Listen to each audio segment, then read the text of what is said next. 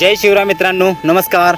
आत्ताच्या फोटोमध्ये तुम्ही महिलेचा फोटो बघताय, तो फोटो आहे सोलापूर जिल्ह्यातील मंगळवेढा तालुका आणि त्या तालुक्यातील ब्रह्मपुरी येथील हॉटेल ग्रामपंचायतच्या मालकीन, ज्यांचं नाव आहे सौ रोहिणी निलेश पाराध्ये, ज्यांनी काल आपल्या हॉटेलमध्येच किचन रूममध्ये दोरीने गळफास घेऊन आत्महत्या केल्याचं उघडकीस आलं। आणि ज्यावेळी त्यांना हॉस्पिटलमध्ये नेण्यात आलं त्यावेळी डॉक्टरांनी त्यांना मृत घोषित केलं।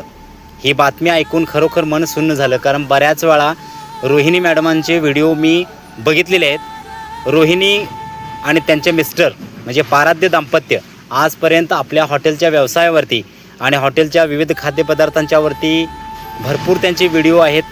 त्या रील स्टार म्हणून सुद्धा सोलापूर जिल्ह्यामध्येच नव्हे तर बाकीच्या इतर जिल्ह्यामध्ये सुद्धा प्रसिद्ध आहेत। आणि ही बातमी वाऱ्यासारखी पूर्ण जिल्ह्याभर पसरली आणि सगळ्या मंगळवेढा तालुक्यातून आणि सोलापूर जिल्ह्यातून या रोहिणी मॅडमांच्या विषयी हळहळ व्यक्त होते। मी प्रथम परमेश्वराकडे मागणी करतो की रोहिणी मॅडमांच्या आत्म्याला चिरशांती लाभू दे आणि त्यांना भावपूर्ण श्रद्धांजली। मित्रांनो, एखादा रील स्टार स्वतः दुसऱ्यांना हसवण्याचं काम करतो, पण असं नसतं।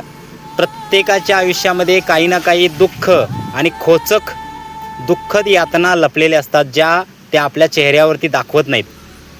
मला या व्हिडिओच्या माध्यमातून एकच सांगायचं आहे मित्रांनो, आत्महत्या करणं चुकीचं आहे, पण माणसाच्या समोर जो माणूस आत्महत्या करायचा विचार करतो त्यावेळी स्वतःचं आयुष्य संपवण्यापर्यंत विचार जातो। म्हणजे याचा अर्थ कुठंतरी त्यांच्या मनाला ठेच लागणाऱ्या गोष्टी किंवा दुःखद घटना त्यांच्या आयुष्यात घडलेल्या असतात।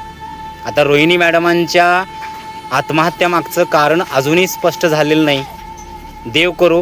पण मला या व्हिडिओच्या माध्यमातून तुम्हा सर्वांना हेच सांगायचं आहे, त्या दुःखांना आणि संकटांना घाबरून जायचं नाही आणि आत्महत्याचा विचार तर कधीच आयुष्यात आणायचं नाही। स्वतःचं आयुष्य असं क्षणभंगूरपणे संपवणं, आयुष्य हे अनमोल आहे।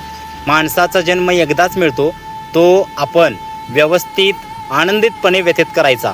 या पृथ्वीवरती आलो ते परमेश्वराच्या परवानगीनंच आणि या पृथ्वीवरून जायचं ते परमेश्वराच्या परवानगीनंच। असं आत्महत्या, औषध पिणं, गळफास लावून घेणं या अशा घटना कृपया करू नका। स्वतःहून मरण ओढवणं हे बरोबर नाही। मला तुम्हाला सर्वांना एकच विनंती करायची आहे, हसत खेळत जगा।